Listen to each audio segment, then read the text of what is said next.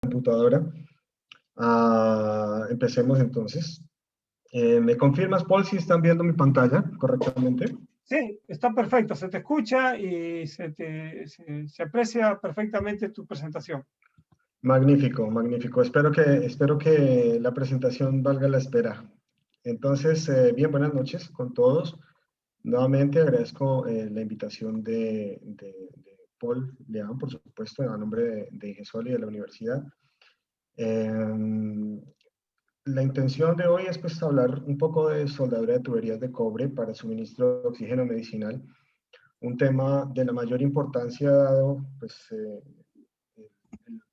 lamentable contexto que tenemos ahora de esta pandemia y que pues si bien es cierto el oxígeno medicinal siempre ha sido un recurso importante, ahora se considera un recurso estratégico.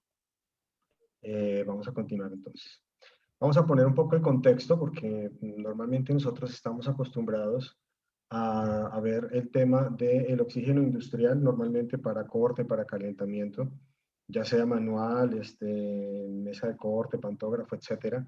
Sin embargo, el trabajo con oxígeno medicinal implica otras consideraciones muy importantes. Lo primero es, bueno, ¿de qué hablamos cuando hablamos de gases medicinales, no? Y digo gases medicinales porque básicamente todo lo que vamos a decir sobre la soldadura de tuberías para el suministro de oxígeno medicinal es aplicable a los demás gases medicinales. Entonces, todo lo que vamos a decir esta noche es como una maraña, un tejido de normas, pero que tienen como fundamento la NFPA 99 de este año, precisamente del año 2021. Aquí tenemos algunos ejemplos de lo que se consideran gases medicinales. Tenemos el óxido nitroso, el aire medicinal, dióxido de carbono, helio, nitrógeno, NF. Este es importante porque lo vamos a usar luego cuando hablemos del proceso de soldadura y las mezclas entre ellos. Cabe resaltar que estos gases son considerados medicinas como tal. Es decir, no tienen aplicación en medicina, sino que son considerados medicina. Entonces deben ser fabricados, transportados y administrados como tal. Esto implica que parte de lo que vamos a ver esta noche está relacionado con la FDA, con la Asociación de Gases Comprimidos de Estados Unidos y con toda la normativa alrededor. ¿Qué aplicaciones tenemos de estos gases medicinales? Para que veamos el impacto que puede tener la soldadura de una tubería de cobre en este contexto. Obviamente, lo que nos interesa en este momento, lo que más es crítico para nosotros es el oxígeno en cuanto a tratamiento respiratorio para la hipoxia, es decir, la falta de oxigenación en la sangre. Óxido nitroso, que se mezcla con este oxígeno medicinal en el área de anestesia. El aire medicinal, que pues básicamente una mezcla sintética, digamos, hecha entre este aire, este oxígeno medicinal y el nitrógeno NF, que tiene varias aplicaciones, por supuesto. Una es darle de respirar al paciente aire sintético, digamos, pero limpio, logrado a través de un mezclador de gases, que normalmente trabaja 58 psi. Y tenemos otro tipo de aire medicinal que es utilizado para la aplicación para el funcionamiento de herramientas neumáticas en el área de cirugía. Tenemos dióxido de carbono, que es básicamente utilizado para la cirugía laparoscópica, es decir, se usa para inflar parte del abdomen en el caso de una cirugía laparoscópica o también para desplazar fluidos, por ejemplo, en operaciones de corazón abierto. El nitrógeno, pues para la producción de oxígeno de aire medicinal dentro de las clínicas, y el vacío medicinal, que si bien es cierto, no es un gas como tal, obviamente, pero el vacío, por ejemplo, de succión para fluidos corporales como son la sangre o la saliva en un laboratorio, en un consultorio odontológico, también debe cumplir con ciertas regulaciones de gases medicinales. Bien, centremos entonces ahora en qué es el oxígeno medicinal. ¿Qué es lo que entendemos por oxígeno medicinal? ¿Qué es lo que nos convoca? ¿Por qué es distinto el oxígeno medicinal del oxígeno industrial? Y aquí hay que hacer una observación que pues, puede ser una tontería, pero que es fundamental, y es que las plantas que producen oxígeno por métodos criogénicos, de criogenia, ese oxígeno es de tan alta pureza que puede ser aplicado en todos los campos. Entonces, puede ser, ese mismo oxígeno puede ser aplicado para el área industrial como para el área medicinal, con la diferencia de en qué cilindro va y qué certificado lleva, por supuesto, ¿no? Porque los colores de los cilindros son distintos y por supuesto las aplicaciones pues son distintas dada la limpieza de ese recipiente. Pero la definición de oxígeno medicinal, según la FDA y según la Asociación de Gases Comprimidos, es que es un gas que tiene al menos una composición de 99.5% de oxígeno.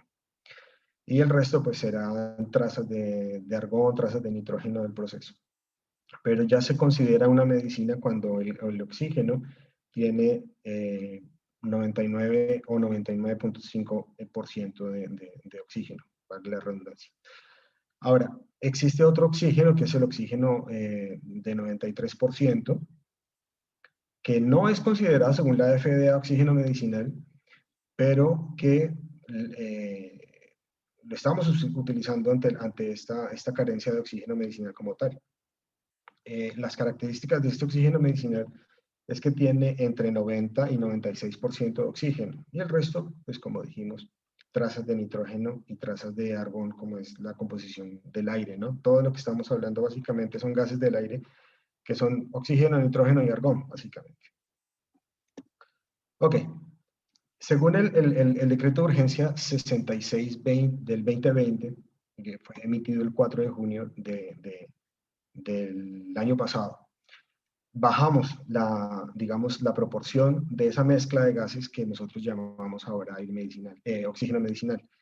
Y dijimos, si esa mezcla es no menor al 93% de oxígeno, lo vamos a considerar oxígeno medicinal. ¿Por qué? Porque ante la carencia de oxígeno, lo único que nos queda es hacer uso de otras tecnologías que, si bien es cierto, no producen un gas tan puro como el producido por criogenia, pues sí le da sí, con eso sí podemos alimentar una sala UCI, podemos llenar los cilindros para oxígeno en caso de uso domiciliario, etc. Bien, ahora, como en el acápite 2.2 de este decreto, aparece una frase que dice que es el establecimiento de salud, es decir, donde se está haciendo el consumo directamente de este oxígeno medicinal, que es quien garantiza el cumplimiento de mantenimiento, calibración del equipo generador y las líneas de distribución. Sin embargo, pues estamos de acuerdo que para muchas instituciones sanitarias, pues esto es un tema nuevo para ellos y parte de nuestra responsabilidad es poder apoyarlos y comentarles cuáles son las consideraciones mínimas que se deben tomar en cuenta para el montaje de uno de estos, una red de oxígeno medicinal. Considerando que parte de los decretos de urgencia, así como se destinó una parte del presupuesto nacional para la compra de plantas de oxígeno, asimismo hay un rubro de alrededor de unos 2 millones de soles para la instalación de líneas de oxígeno medicinal. De ahí la importancia de lo que estamos comentando hoy. Ahora, ¿cómo puedes llegar a una clínica, a un hospital, a un centro de salud, a un centro COVID, a un hospital de la solidaridad, lo que fuese? El oxígeno. Tenemos básicamente 3 posibilidades. Uno, que es por criogenia, es decir, yo a través de una cisterna entrego a un tanque, como lo ven ustedes acá, este tanque que estamos viendo acá, oxígeno líquido, que me permite evidentemente llevar grandes cantidades de oxígeno en forma líquida, ¿no? Obviamente eso necesita un vaporizador, que es el equipo que tenemos acá. Esto está a menos 180, menos 183 grados aproximadamente. Y lo que hace el vaporizador básicamente es calentar ese oxígeno líquido para entregarlo en fase gaseosa al punto de consumo. Y esto es importante porque también tenemos la NFPA 99 considera la soldadura que se hace entre el tanque y este vaporizador, que normalmente es de aluminio, mientras el casco, el tanque como tal, el recipiente a presión, puede ser, hecho en aluminio, obviamente una aleación de aluminio resistente o apropiada para aplicaciones criogénicas en aceros inoxidables austeníticos o en aceros al níquel.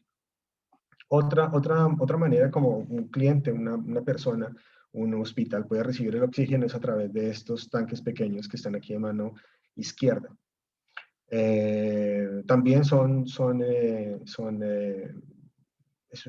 un tanque criogénico y alrededor tiene un serpentín que le permite a ese oxígeno que está en fase líquida pasar a fase gaseosa a través del calentamiento con el medio ambiente. La otra opción que tenemos para el suministro de oxígeno medicinal es a través de los cilindros, por supuesto. Y ahí tenemos una gran variedad, como estamos viendo en esta gráfica. Lo que más estamos viendo ahora pues son cilindros de 10 metros cúbicos, de 10.000 litros. Y como se dan cuenta, el color es verde. En la normativa europea son azules, pero nosotros manejamos el color verde, que es muy importante porque hemos visto gente transportando oxígeno medicinal simplemente cambiándole el color al cilindro sin un lavado previo, ¿no?, del mismo. Entonces, problema tremendo. Y la otra son nuestras famosas plantas PSA, que básicamente a través de un proceso de absorción toman aire del ambiente y lo que me entregan es oxígeno, pero con una pureza menor que una torre de destilación. Y también obviamente tenemos los concentradores portátiles que funcionan básicamente de la misma manera. También me están entregando, ambos cumplen con la proporción de 93% de oxígeno medicinal en toda la mezcla. Bien, pero ¿de qué es de lo que estamos hablando esta noche? ¿De qué es lo que nos preocupa a nosotros? En esta gráfica, nosotros estamos viendo una planta PSA, esta es toda la planta de un hospital, y acá tenemos una planta PSA en la mano izquierda, una central de oxígeno, que va a unas barras que se conocen como manifolds, y posiblemente pueden tener también un mezclador de gases acá para la producción de aire medicinal, por ejemplo. Pero ¿qué pasa de ahí en adelante? O sea, ¿cómo llevo de mi planta PSA o cómo llevo del manifold hasta el punto de consumo final del paciente? Eso es lo que a nosotros nos preocupa, eso es lo que voy a tratar de explicarles hoy, al menos a grosso modo, porque la NFPA 99 tiene alrededor de 300 páginas, pero voy a darle los puntos más importantes. Entonces, el primer punto claro es que, si bien es cierto, nosotros estamos trabajando con la NFPA, y uno diría, pero ¿por qué la NFPA si la NFPA se ocupa de problemas de incendios, ¿no?, de la prevención del fuego? Bueno, pues todo esto empezó a raíz de que antes las tuberías para consumo de oxígeno se hacían no con brazing, sino con soldering. Entonces, ante la presencia de un incendio, pues el metal de aporte del soldering se fundía y lo que hacía el oxígeno era avivar el fuego dentro de un hospital, una clínica que era una tragedia, por supuesto. Entonces, desde el año 70, la NFPA pasó de uniones por soldering a uniones por brazing. Y la NFPA dice, todo lo que sea diseño de las tuberías lo vamos a regir con ASME B31.3, que es tubería de procesos. Entonces eso es fundamental. Todas las redes que ustedes vean por ahí deben ser diseñadas con ASME B31.3. Y una consideración acá es que podemos tener miles de PSIs en el interior del cilindro, pero en la línea nosotros vamos a tener más o menos 50-55 PSI. Eso es lo que dicta la norma. Y bien, acá entonces voy a ya empezar como tal con la explicación de a qué nos referimos con este tipo de soldadura de tubería de cobre para el oxígeno medicinal, que como dije anteriormente también sirve para todos los demás gases medicinales. Tenemos dos normas, la NFPA 99 y la ISO. La ISO ha sido, por ejemplo, que es también sobre soldadura de tuberías medicinales. La han adoptado en Sudamérica, al menos Argentina y Ecuador. Y esperamos pues que pronto Perú haya homologado alguna de estas dos normas de manera expedita para poder darle tranquilidad a los pacientes y obviamente todo el sector salud. Bien, como cualquier otro proceso de soldadura, como cualquier otro trabajo de soldadura, nosotros tenemos básicamente 4 elementos acá. Un proceso de soldadura como tal, un material de aporte, un material base y una calificación de procedimientos y personal que dan formalidad a todo nuestro sistema de soldadura, todo lo que estamos haciendo en términos de soldadura. Entonces, ¿qué dice la NFPA sobre el proceso de soldadura como tal? Primero nos dice, se centra y explica con detalle lo que es bracing. Y en bracing, pues nosotros tenemos varias posibilidades. Podemos hacer bracing por horno, podemos hacer bracing por inducción, podemos hacer bracing por resistencia eléctrica, podemos hacer bracing por llama. Y la más socorrida, la más utilizada en nuestro medio, pues obviamente es bracing por oxigas. Y en oxigas tenemos oxígeno, ¿cierto? Y tenemos propano o tenemos acetileno. Eso primero, eso lo deja clara la norma. Y lo que recomienda es pues, usar una llama neutra. Ya empezamos a meternos un poco ya en el detalle de cómo se hace esto. Para la calificación de los procedimientos, tenemos dos posibilidades en la norma. ASME sección novena, para el diseño de procedimientos y para su calificación, tenemos ASME sección novena o AWSB 2.2, que es el estándar para bracing. Y obviamente algunas consideraciones básicas de seguridad, porque entiendo que, el público que tenemos hoy es muy variado, entonces nunca sobran algunas consideraciones de seguridad. ¿Qué normas nos rigen, nos orientan nuestros criterios de seguridad al momento de hacer un proceso por oxacetileno o oxipropano? Tenemos la ANSI Z49.1 y la NFPA 51B.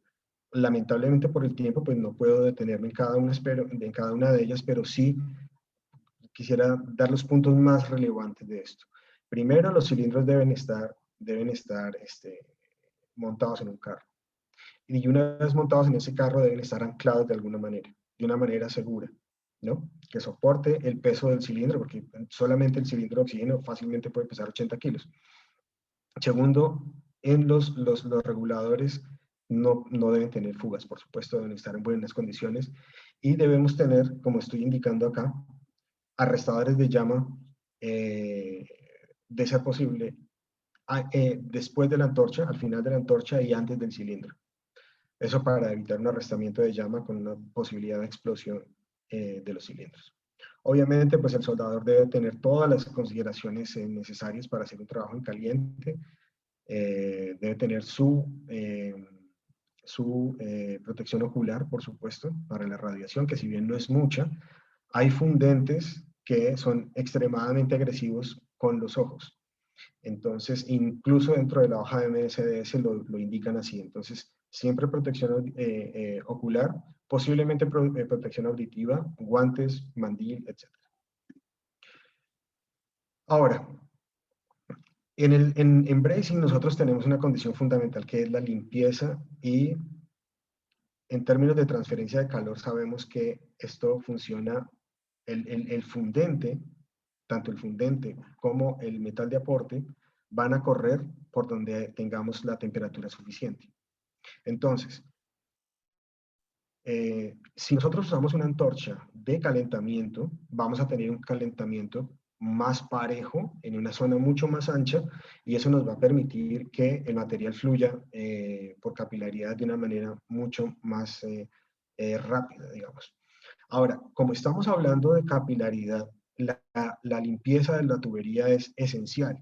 Y es esencial porque si tengo algún elemento como grasa, incluso de las manos, pues es posible que el fenómeno de capilaridad no se dé y no corra la soldadura. ¿De acuerdo? ¿Qué llama vamos a utilizar? La llama neutra, ¿cierto? Es decir, una proporción donde tanto el oxígeno como el acetileno con el que estamos trabajando se está quemando, digamos, de una forma equivalente. Obviamente no estamos, y esto es una cosa, digamos, que implica un poco de experiencia porque al soldador a veces le cuesta distinguir entre una flama carburante de un oxidante y de una neutra. Pero bueno, es parte de, ¿no? Es parte de lo que todos debemos, digamos, manejar.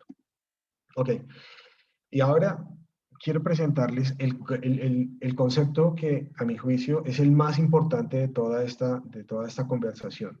Y si nos vamos con este concepto claro, yo creo que habré dado por cumplida mi misión del día de hoy. Y es que cuando vamos a soldar tuberías de cobre para oxígenos medicinales y por tanto para oxígeno medicinal, yo debo hacer una purga de la tubería durante todo el proceso de soldadura, hasta que se enfríe la última junta. ¿Con qué hago esa purga? La hago con nitrógeno. ¿Con qué tipo de nitrógeno? Con nitrógeno tipo NF, un nitrógeno de pureza que se denomina nitrógeno respirable. Porque si nosotros no hacemos esto, toda la cascarilla que se forma, todos los productos de corrosión, como vamos a ver más adelante, van a estar fluyendo por la tubería. Entonces, si nosotros estamos diciendo que estamos trabajando con una medicina y estamos entregando una medicina en un tubo sucio, pues en realidad tenemos una medicina que ya no es medicina, ¿de acuerdo?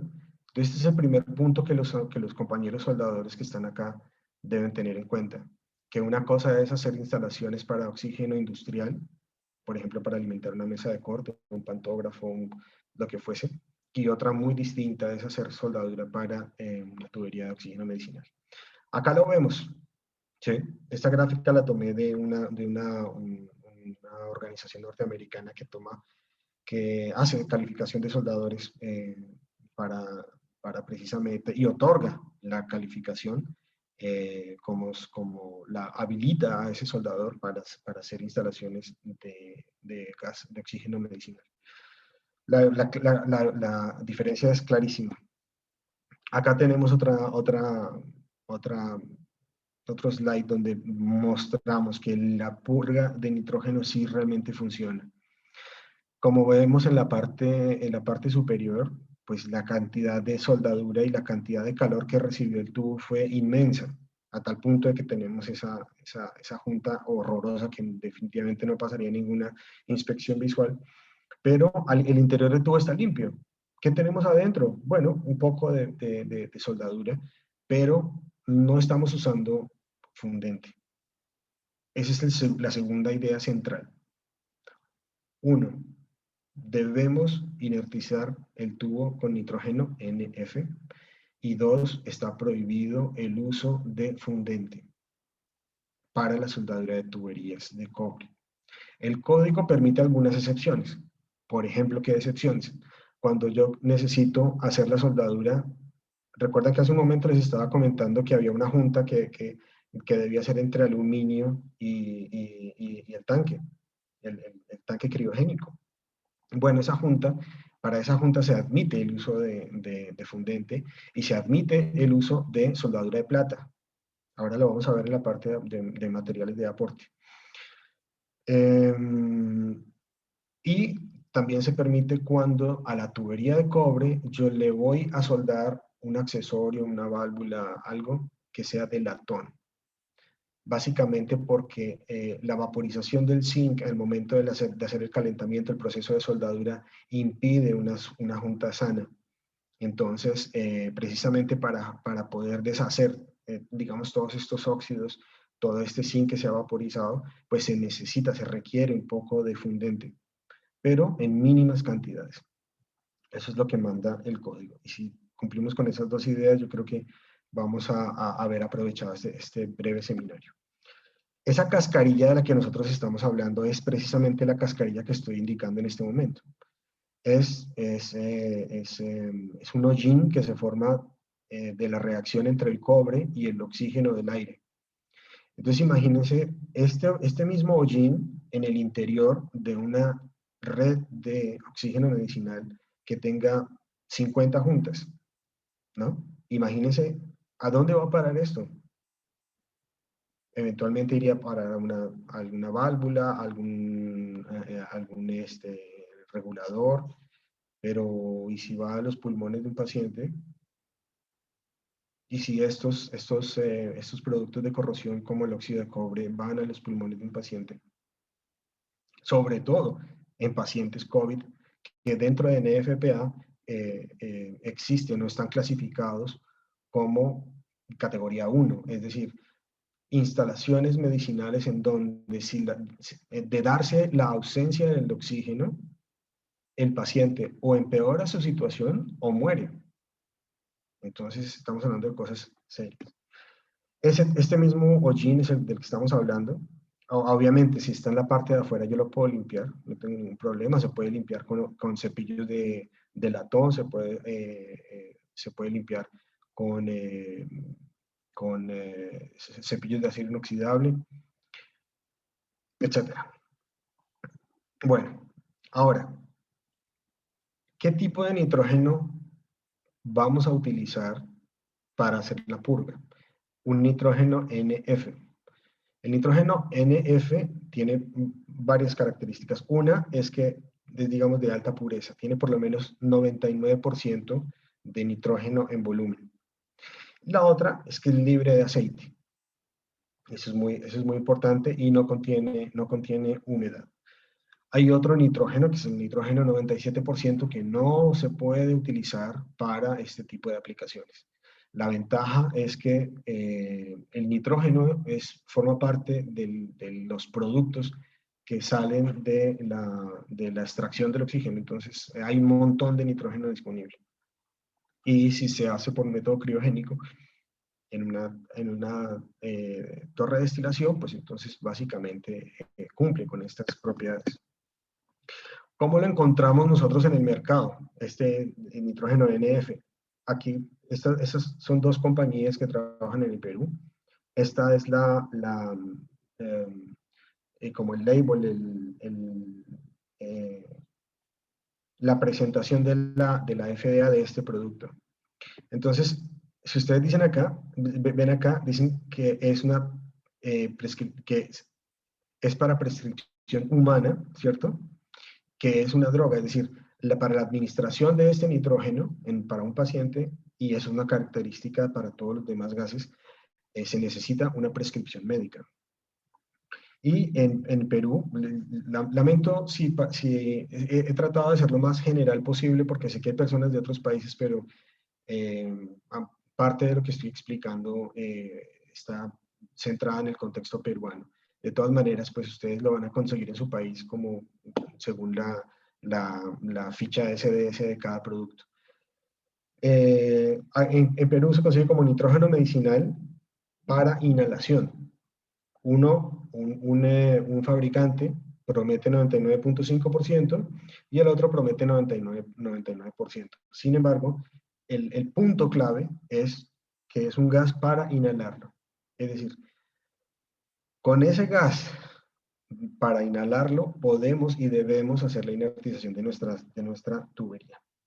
Bien, y obviamente el cilindro, y esto es una recomendación general de seguridad que nosotros no podemos, en general, sea el contexto industrial, el contexto medicinal, o cual fuera que fuese, no podemos guiarnos por el color del cilindro, tenemos que guiarnos por la etiqueta del fabricante. porque como les decía, el oxígeno medicinal acá es verde, el oxígeno medicinal en otros países es azul, pero la etiqueta tiene exactamente lo mismo porque corresponde a las orientaciones de la CGA en general. Bien. Ok, ahora, ya dijimos que era el oxígeno, cómo lo vamos a soldar más o menos. Vamos a soldar esas tuberías de cobre. Ahora vamos a ver qué nos dice la norma sobre el material base, que también es muy importante. Bien, la norma presenta varios estándares que nos permiten ir y ver más a detalle de lo que les estoy comentando. Obviamente, una red de oxígeno que son tubos y accesorios, ¿cierto? Hay cosas más, cosas menos, es básicamente eso. Entonces, la NFPA dice, miren, si ustedes van a hablar de los fittings, de los acoples, de los accesorios para de cobre o aleaciones de cobre, vayan a ASME B16.22. Sí, son accesorios que ya no se van a soldar, sino que van a ser, digamos, tienen una acción mecánica, entonces tienen ASME B16.50. Y para el estándar NFPA 99 del 2021, la tubería apta, apropiada, adecuada para instalaciones medicinales cumple con la especificación ACTM B819. Y eso es muy importante, como lo vamos a ver más adelante. Aquí nosotros tenemos una tubería destinada, fabricada, limpia, para oxígeno medicinal. O para gases medicinales, pero oxígeno medicinal. Tenemos dos referencias para los que están familiarizados con las tuberías de cobre. Tenemos tipo K, tipo L, tipo M, etc. En este caso, la norma refiere a dos tipos de tubería. La norma, el tipo K y el tipo L, ¿no? Con una consideración, y es que el tubo para aplicación medicinal viene de fábrica limpio, eso es muy importante, y marcado de fábrica. Es decir, en principio nosotros no deberíamos estar limpiando tuberías de cobre en campo, pero la necesidad a veces obliga a que sí sea, ¿cierto? Sin embargo, la NFPA es muy clara e indica que es ASTM B819 la que va a regir la tubería de cobre para aplicaciones medicinales. Y viene marcada así, incluso viene llena con nitrógeno.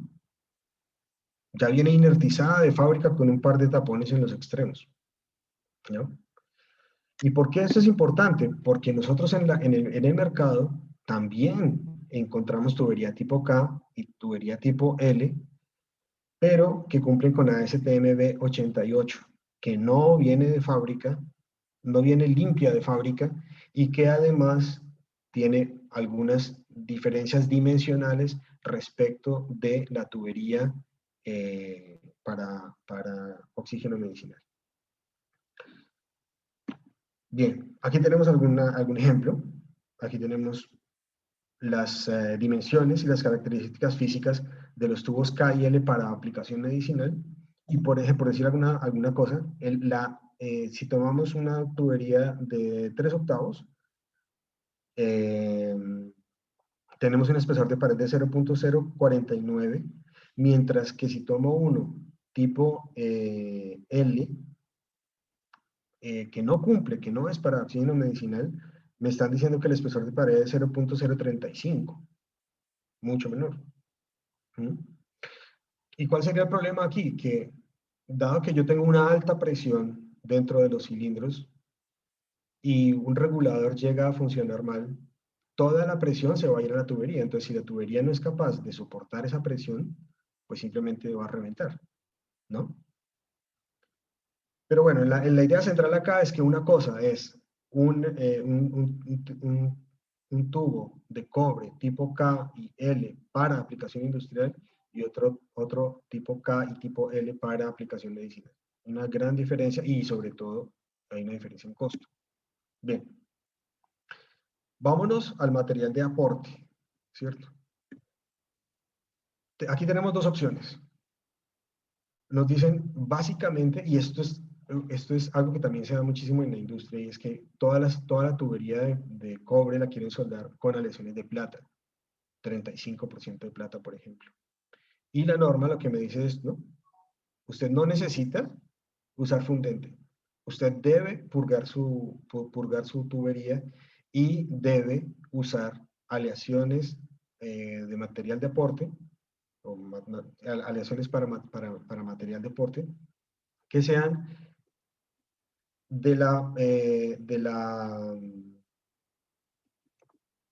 según AWS 5.8, y que sean básicamente que tengan cobre y que tengan fósforo. Es decir, y pueden tener algo de plata, por supuesto, ¿no? Pero son proporciones menores, como vamos a ver. ¿Pero qué tengo? Básicamente tengo algo de plata, algo de fósforo, y el resto es cobre para soldadura de tuberías. Sin embargo, cuando yo tengo metales disímiles para soldar, el código abre una brecha y me dice, ya, usted puede usar bracing, puede usar fundente, debe hacer la purga correspondiente, pero debe utilizar o puede utilizar aleaciones de plata. Entonces, pero libre de cadmio, obviamente, porque el cadmio, hasta donde yo comprendo, no es un problema para la tubería en sí, sino para el soldador como tal. ¿No? Es extremadamente contaminante para el soldador. Entonces, al final del día nos queda esta pequeña tabla, donde tenemos las aleaciones, ¿cierto? Las especificaciones de cobre-fósforo, con un poquito de plata, por supuesto. Aquí están las proporciones. Y las aleaciones de plata como tal. Es que fíjense cuál es la diferencia entre 4.8 a 5.2% de plata a 44, 46% de plata. Si ustedes consideran que el gramo de plata está a $1, pues comprar un kilo de soldadura de plata es un montón de dinero. Y obviamente todas son libres de cadmio para este tipo de aplicaciones. Un documento que les va a ser muy oportuno, muy útil, es el manual de tubería de cobre. Ustedes lo pueden encontrar ahí en internet fácilmente. También la norma remite en parte a ese manual. Bien. La norma es específica en cuanto al tipo de fundente que yo debo utilizar, del tipo de metal de aporte que yo debo utilizar. Y dice claramente que su temperatura de fusión debe ser superior a los 850 grados. ¿Por qué no puede ser menor? Porque en caso de incendio, antes de que se funda el tubo, por supuesto que se va a fundir más o menos a los 2100, 1300 grados, dependiendo, yo diría que hacia alrededor de los 1300 grados. Antes de que se funda el tubo, pues se va a fundir el metal de aporte y vamos a tener una fuga de oxígeno que va a avivar el fuego, por supuesto. Entonces, es claro, me dice, mira, no puedes usar por debajo de 853 grados, creo. Pero por ahí debe estar. Bien. Ok. Ahora, vamos con la calificación y los procedimientos, la calificación de procedimientos y de personal. ¿De acuerdo?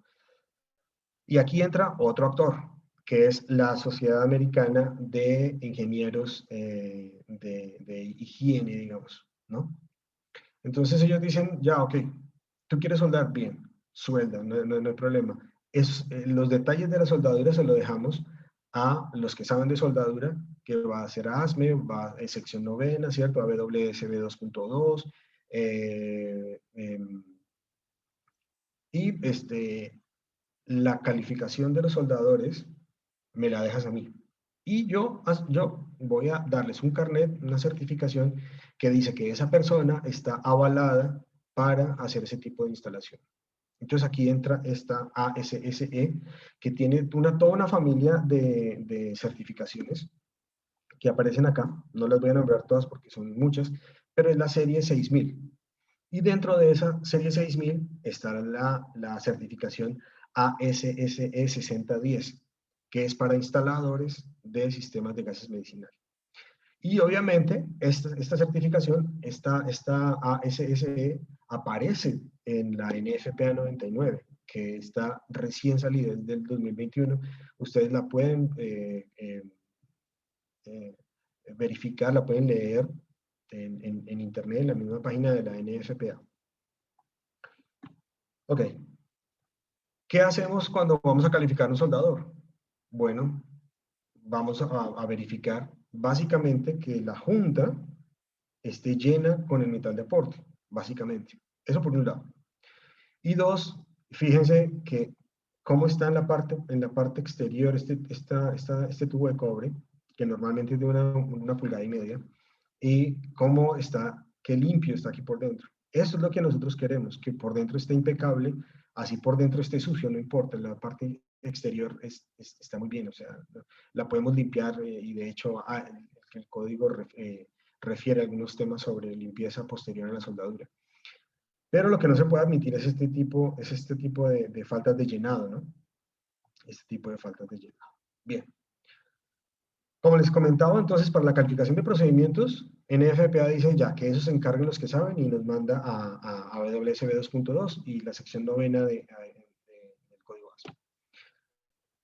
Pero aquí hay una consideración interesante. ¿Cómo se hace la calificación de un soldador para este tipo de aplicaciones? Se hacen dos juntas. Aquí ya no estamos hablando de posiciones de soldeo, miren qué interesante, sino que hablamos de posiciones de flujo. Entonces, esta sería una posición de flujo horizontal. ¿Mm? ¿Qué se hace? Bueno, como ustedes ven acá, tengo mi antorcha de calentamiento, mi metal de aporte, y por este tubo, aunque ustedes no lo crean, por este tubo está fluyendo el nitrógeno. ¿Mm? Está fluyendo el nitrógeno durante todo el proceso, ¿sí? Hasta que se enfríe. Y obviamente no se puede enfriar en agua, por si acaso. Por una consideración fundamental, y es que como nosotros estamos utilizando metales de aporte que son básicamente cobre y fósforo, el fósforo tiene una tenacidad mucho menor que el metal de aporte que tiene alta cantidad de plata. Entonces, si nosotros templamos básicamente, o sea, está muy caliente el tubo y lo metemos en agua, es muy posible que se generen grietas. Y la reparación es muy complicada, porque básicamente el código me permite hacer una sola reparación, y si ya no me dio, en caso de que tenga fuga o que tenga una grieta, por ejemplo, y voy a tener que cortar una sección del tubo, y voy a tener que inertizar nuevamente, entonces eso es una locura, ¿ves? Entonces, lo mejor acá es simplemente no saltarse los pasos, hacer todo con cuidado y todo va a estar bien. Esta es una de las pruebas, son dos juntas en posición de flujo horizontal. Y en este caso tenemos dos juntas en posición vertical, ¿cierto? Siendo la más complicada el flujo vertical ascendente, porque obviamente estamos confiando totalmente la calidad de la junta al fenómeno de capilaridad y el peso propio de la soldadura no está siendo, está siendo afectado por la gravedad. Entonces, asumimos que igual que la filosofía de cualquier calificación para algún operario, para algún soldador, es que cuando nosotros lo calificamos, lo que estamos diciendo es este señor tiene la habilidad para hacer este tipo de juntas. Entonces, cuando nosotros decimos esta persona es capaz de hacer una junta en flujo vertical ascendente, el señor obviamente va a ser capaz de hacer una soldadura en flujo vertical ascendente, que es mucho más sencillo, ¿no? Ok. Ahora, algunos conceptos propios de esto, yo creo que ya tengo que ir terminando. Ya no tenemos WPS, tenemos un BPS, ¿cierto? Y aquí ustedes pueden ampliar la información que les estoy dando acá en la parte QB del código ASME sección novena. Entonces ya no tengo un procedimiento de soldadura, sino que tengo un procedimiento de bracing. Entonces tengo un BPS. Cuando lo califico, entonces me queda un BPQ. Y cuando califico a mi soldador, entonces me queda un BQR. Perdón, cuando califico a mi soldador me queda un BPQ, cuando califico mi procedimiento me queda un BQR. Bien.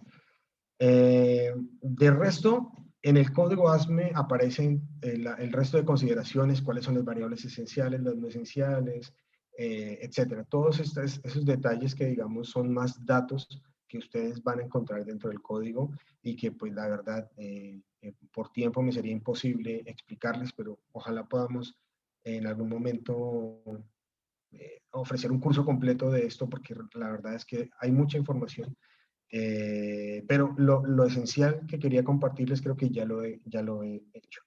Bien, conclusiones. Conclusiones, así rápidamente. Primero, una cosa es soldar tuberías para oxígeno industrial, como lo he repetido en varias ocasiones, y otra cosa es hacer una tubería para el suministro de oxígeno medicinal. Creo que está ampliamente y claramente explicado, ¿cierto? Es claro para todos. Segundo, la tubería de oxígeno medicinal no la puede hacer cualquier persona, con cualquier criterio, porque es un tema de salud pública. ¿Qué sacamos nosotros pidiéndole pureza al oxígeno si vamos a pasar ese oxígeno que se considera una medicina a través de un tubo sucio? No estamos haciendo absolutamente nada. ¿De acuerdo? Esto es un tema bastante interesante, ¿eh? Y ya la verdad no sé, digamos, cuál es el alcance que los distintos gobiernos están, o el seguimiento que están haciendo, las interventorías, por ejemplo, en estos casos de emergencia, ¿no? Que o sea, llegó un D-Word, llegó un tanque con oxígeno líquido, ya hay que conectarlo rápidamente. Bueno, vaya usted a saber cómo están haciendo eso. Ok, tercero, el oxígeno es una medicina, creo que queda clarísimo. Y a la gente, así como a ti no te ponen una inyección con una jeringa sucia u oxidada, pues tampoco te pueden dar oxígeno en un tubo oxidado y sucio.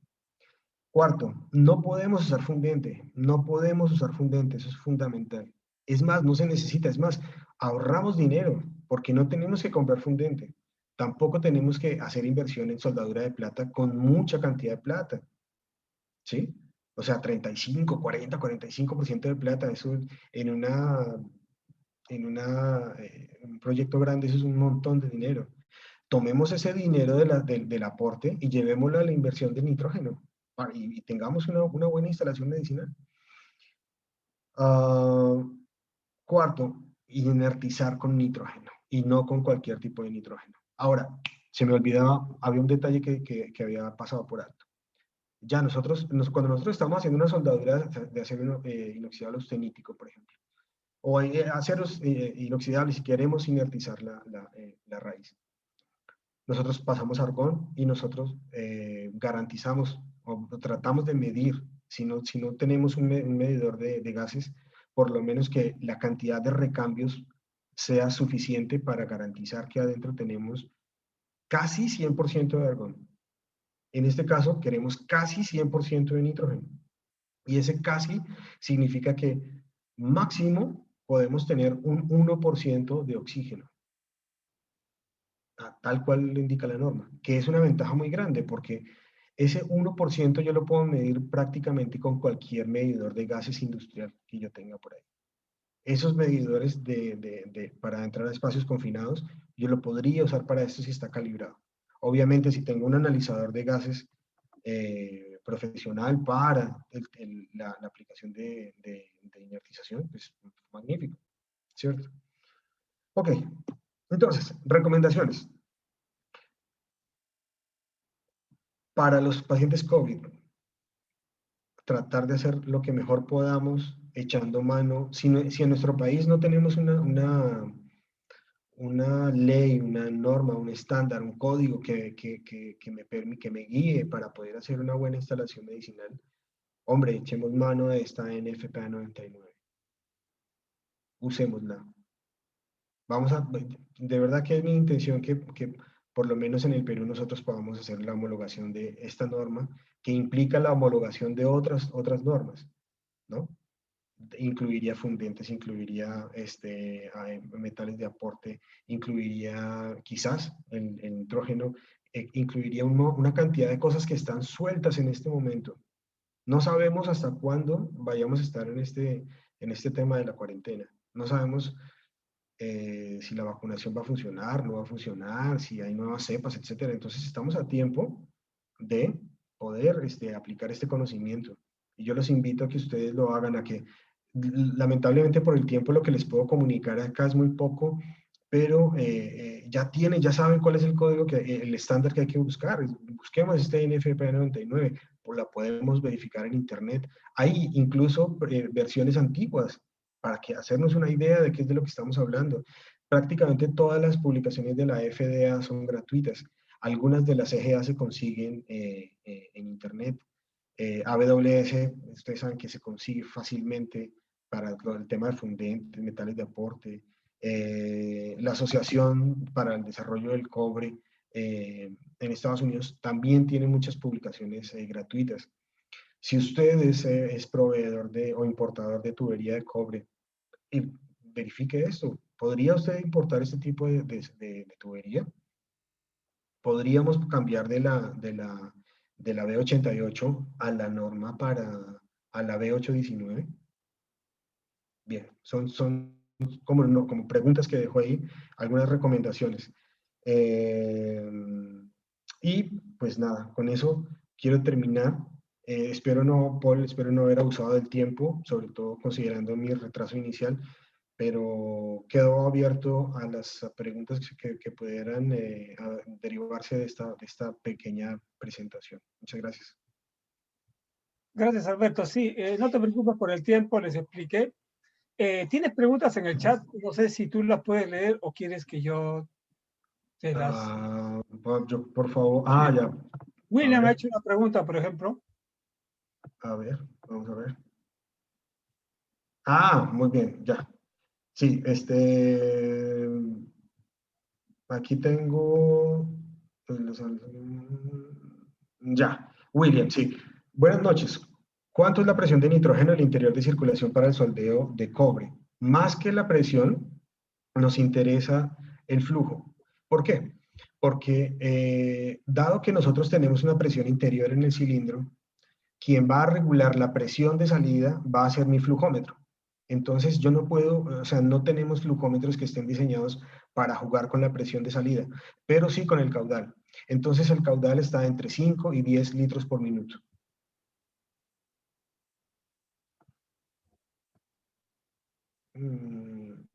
¿Cuál es la presión para el soldeo? Bueno, ya lo dijimos. ¿Hay tuberías en el mercado según esta norma recomendada? La verdad, entiendo que no. No sé de dónde me están preguntando eso, pero en el mercado peruano mm, debería poder importarse esta tubería. Es lamentable que no, o sea, que el segundo productor de cobre del planeta tenga que comprarle tuberías de cobre a México. A ver, explícame eso porque no lo puedo entender. Entonces, si no producimos tuberías de cobre industrial, pues menos vamos a producir medicinal. Pero que al final, fíjense que es simplemente un tema de limpieza. O sea, ustedes toman la norma la norma de CGA, la limpian siguiendo la norma el fabricante del tubo puede emitir esa certificación, ¿no? Como para uso medicinal. Aquí Hugo Ramírez de Guatemala. Muchas gracias, Hugo. ¿Tú sabes si hay alguna norma en Guatemala que aplique para esto? ¿Hay alguna norma que hayan homologado en Guatemala? Yo sé, por ejemplo, que la ISO está, como les comentaba, en Argentina y estaba en Ecuador, pero, por ejemplo, en mi país, en Colombia, no tengo conocimiento y mucho menos de Guatemala. Ya, el proceso de calor puede ser por inducción. Sí, puede ser por inducción perfectamente. El tema a veces de la inducción es la disposición de corriente eléctrica y el diseño de la de la bobina que nosotros vamos a hacer, porque, claro, tiene que estar ajustado a varios diámetros, ¿no? Entonces, la bobina va a ser ¿para qué? Para uniones en L, o sea, en ángulo, va a ser uniones, digamos, a tope para darle continuidad a un tubo, pero sí, perfectamente se puede utilizar inducción y obviamente, desde mi punto de vista muy, muy modesto, es mucho más rápido soldar por inducción que por bracing. Pero si no se controla el proceso de calentamiento con inducción, pueden llegar a sobrecalentar el tubo, ¿no? Y al sobrecalentar el tubo, obviamente, las propiedades mecánicas se van al piso. Eh, pero sí se puede, respondiendo a tu pregunta, sí. ¿Hay tuberías rígidas y flexibles para este tipo de tubería? No, entiendo que todas son rígidas. Vamos a ver acá, aquí les tenía quizás... aquí está. Perdón, un segundo, cierro el chat porque no estoy viendo nada. Aquí,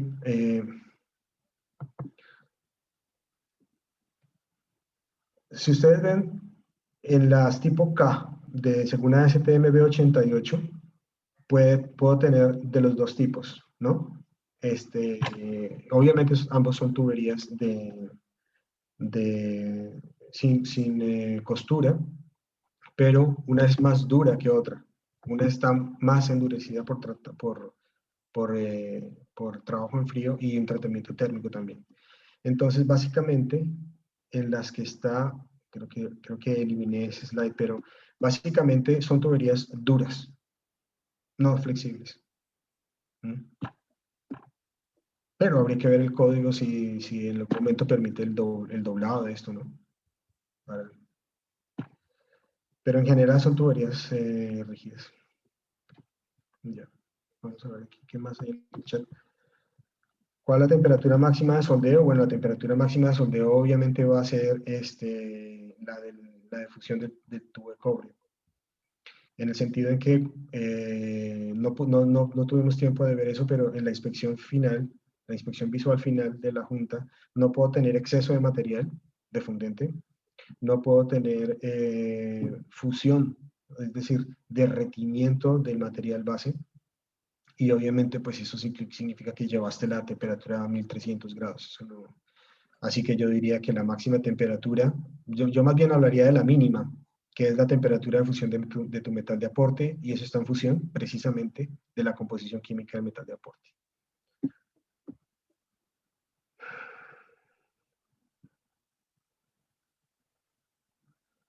A ver, dice, ingeniero, buenas noches. ¿Cuánto es la cantidad del material de aporte en relación a la planta? ¿Están cumpliendo alguna norma peruana si una planta generadora de oxígeno suministra oxígeno menor a lo estipulado? Ah, bueno, obviamente, pues si está, es decir, nosotros tenemos una definición en el Perú en este momento que dice que una planta, que el oxígeno medicinal por lo menos tiene 93%, que un gas al que nosotros le llamemos oxígeno medicinal tiene al menos 93% de oxígeno.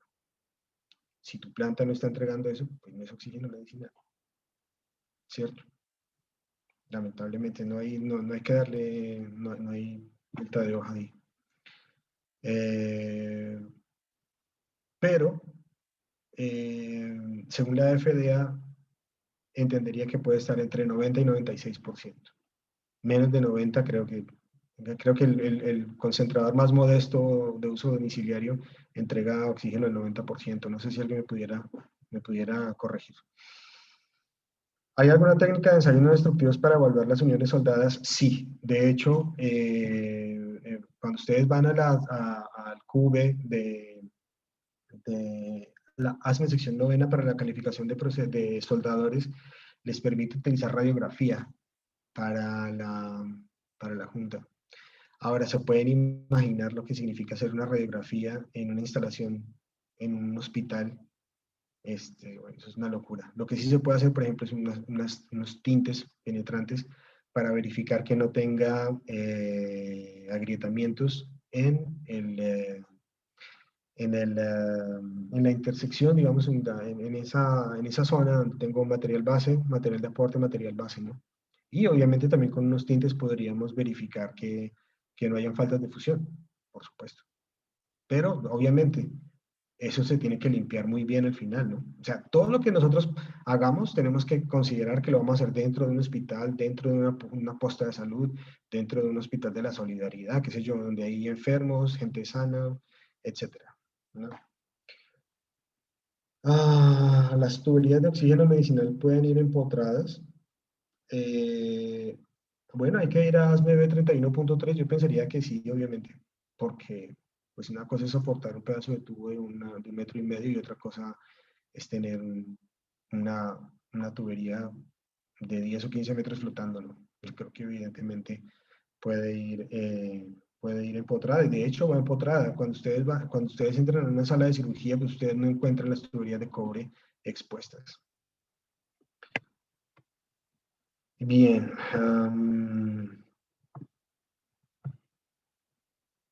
Entonces se utiliza un flujómetro, ¿correcto? Sí, William, se utiliza un flujómetro porque no puedes regular la presión de salida, sino solamente el flujo.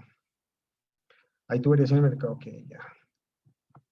Bueno, creo que no hay más preguntas.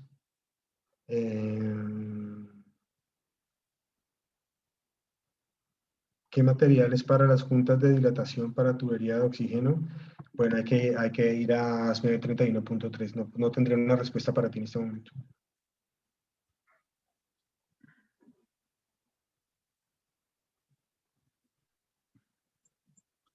Muchas gracias, Paul. Yo creo que a menos Sí, que hayan llegado más preguntas, creo que... sí, dos cositas, ¿no? Ever hizo una pregunta, pero ya le respondiste con respecto a los ensayos no destructivos. Creo que ya no quería más preguntas. Agradecerte, Alberto, por tu paciencia, bueno, ha sido muy buena tu explicación. Bueno, los comentarios que oigo es que es muy, muy interesante. La verdad que es un tema que está de moda y era necesario esta charla. Gracias a nombre de todo el grupo que te hemos seguido. Y algo también, que esta charla la grabamos en video y el enlace se los enviamos a todos los que han participado, ¿no? Se le va a hacer llegar el enlace del video, ¿no? El video se graba, se sube a la nube y luego se les da el enlace para que los que deseen puedan volver a ver de nuevo la grabación. Entonces, no me queda más que despedirnos. De nuevo, darte las gracias, Alberto. Nos despedimos y ya nos veremos en otro próximo webinar. No se olviden, como siempre, cuídense todos, tenemos que cuidarnos hasta que no nos vacunemos al 100%, tenemos que cuidarnos, nos cuidamos nosotros, cuidamos a nuestra familia, ¿no? Entonces, no descuidarse, el descuido puede ser fatal. Buenas noches a todos y muchas gracias por su participación. Hasta Paul, luego. muchas gracias. Gracias a ti, muchas gracias a todos por asistir y quedo a sus órdenes. Que estén muy bien, buenas noches. Buenas noches.